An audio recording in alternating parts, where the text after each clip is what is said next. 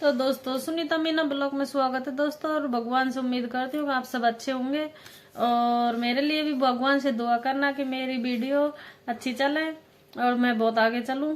तो दोस्तों आज कहने जा रही हूँ मैं एक छोटी सी कहानी कहने जा रही हूँ, एक सेठ और सेठानी की। और बहुत ही अच्छी कहानी है। वीडियो आपको अच्छी लगे तो लाइक करना, शेयर करना और वीडियो को एंड तक देखना। और जो भी भाई बहन अगर नया है चैनल पे और नया वीडियो देखता है तो चैनल को सब्सक्राइब कर लेना।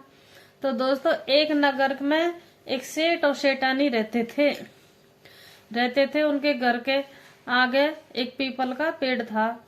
तो दोस्तों बहुत सेठ है ना, जो बहुत बड़ा था, पैसे वाला था और बहुत ही भाग्यवान आदमी था। बहुत मतलब पूरे उसके शहर में उसी की चलती थी, पूरे उसमें कि बहुत बड़ा आदमी था। इसलिए तो क्या हुआ दोस्तों, तो सेठ और सेठानी को कोई औलाद नहीं थी उनको।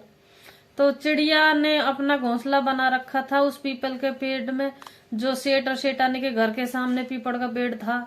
तो वो चिड़िया रोजाना जब सेठ और सेठानी अपनी दुख भरी कहानी जब बातें करते थे एक दूसरे से कि हमें कोई औलाद नहीं है और हमारे पास बहुत पैसा है, इसको कौन खाएगा, कौन पीछे देखभाल करेगा, तो वो ऐसे बात करते थे ना, तो चिड़िया उनकी बातों को बहुत गौर से सुनती थी, बहुत ही गौर से। पर सेठ सेठानी बहुत ही पैसे वाले थे, लेकिन किसी को भी दान पुण्य नहीं करते थे, वो नहीं करते थे। तो एक दिन चिड़िया ने क्या सोचा, सेठानी ऐसे ही दुखी, सेठ और सेठानी दोनों ही दुखी हो रहे थे। तो चिड़िया ने सोची कि सेठ तो बहुत कंजूस है, लेकिन सेठानी है ना बहुत ही अच्छी और भोले मन की है और ना इनको संतान नहीं है, तो सेठानी बहुत ज्यादा टेंशन में है।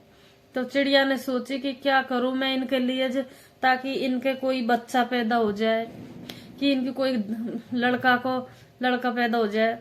तो दोस्तों एक दिन चिड़िया अपने बच्चों से और चिड़ा से कहती है कि आज मैं बच्चों को और तुमको छोड़कर जा रही हूँ और बहुत दूर जाऊंगी और कुछ दिन टाइम लग जाएंगे, मैं किसी काम से जा रही हूँ, तो आप अपना ध्यान रखना। तो अपने बच्चों से और चिड़ा से बोल के जाती है ऐसे कि आप अपना ध्यान रखना, मैं अभी बहुत दूर जा रही हूँ किसी काम से। तो चिड़िया ने उनके लिए प्रार्थना, उनका अच्छा करने के, लड़का पैदा करने के लिए वो प्रार्थना करने गई थी शिव शंकर भगवान और पार्वती के पास। तो कैलाश में चली जाती है वो चिड़िया, बहुत सफर तय करती है। जब उड़ते उड़ते वो कैलाश पहुंच जाती है और पार्वती माँ बैठी हुई रहती है। तो पार्वती माँ के सामने जाके चिड़िया प्यासी भूखी 3-4 दिन में पहुंची माँ पर। तो प्यासी भूखी वो पार्वती माँ के सामने जाके गिर जाती है, बेहोश हो जाती है जाते ही। तो पार्वती माँ उसको देखती है तो उठा लेती है, तो उसको बहुत केयर करती है ना, तब बहुत मुश्किल से वो होश में आती है चिड़िया। तो होश में आती है तो पार्वती बोलती है कि हे पुत्री, आप कहाँ से आई हो और कहाँ इस तरीके से कैसे घायल हो रही हो। तो चिड़िया बोलती है, माँ मैं बहुत दूर से चलकर आई हूँ आपके पास कोई काम से। तो पार्वती से बोलती है चिड़िया की माँ, मैं जहाँ रहती हूँ ना माँ, एक नगर में, उस नगर में एक सेठ और सेठानी है, उनको कोई औलाद नहीं है।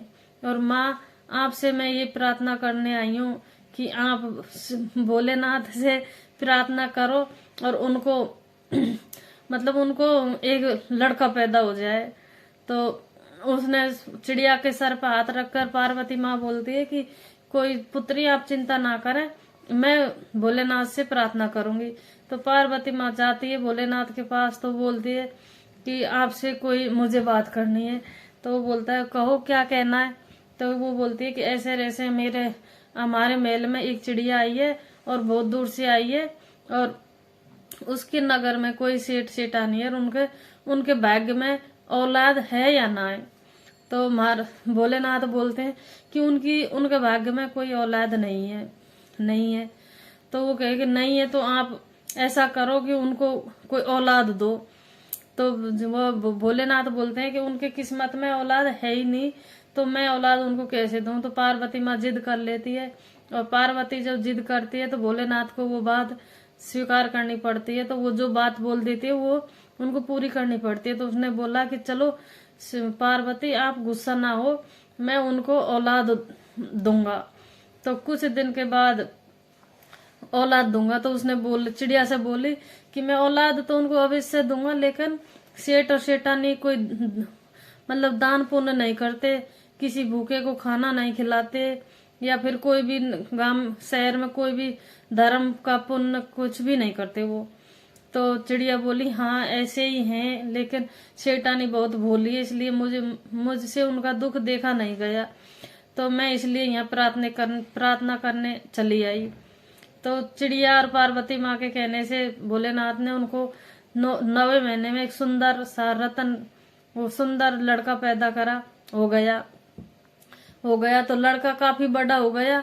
तो उन्हें जब भोलेनाथ ने उससे बोली थी चिड़िया से सेठ सेठानी को कोई दान पुण्य करना पड़ेगा, तब उनको लड़का पैदा होगा। तो चिड़िया जो भाषा बोलती थी तो सेठानी नहीं समझती थी, ना सेठ समझता था, ना कोई वो इशाराबाजी करती थी तो वो भी नहीं समझती थी।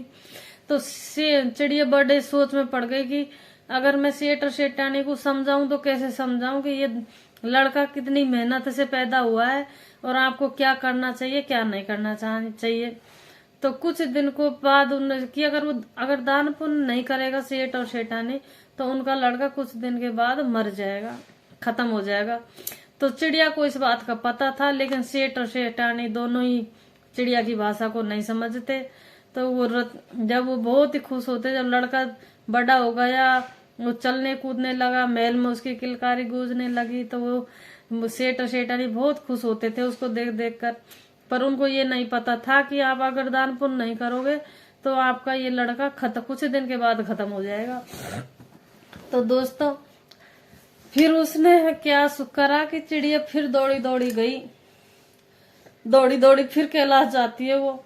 तो वो बोलती है माँ पार्वती से कि माँ कुछ दिन के बाद वो लड़का खत्म हो जाएगा, और बहुत ज्यादा उसकी धीरे धीरे तबीयत खराब होने लग गई, तो माँ कुछ करो। तो फिर पार्वती माँ शिव शंकर भगवान के पास जाती है। फिर वो भगवान बोलते हैं कि पार्वती फिर तू जिद करने लगी, उनकी किस्मत में कोई औलाद नहीं है, और क्योंकि वो कोई दान पुण्य नहीं करते।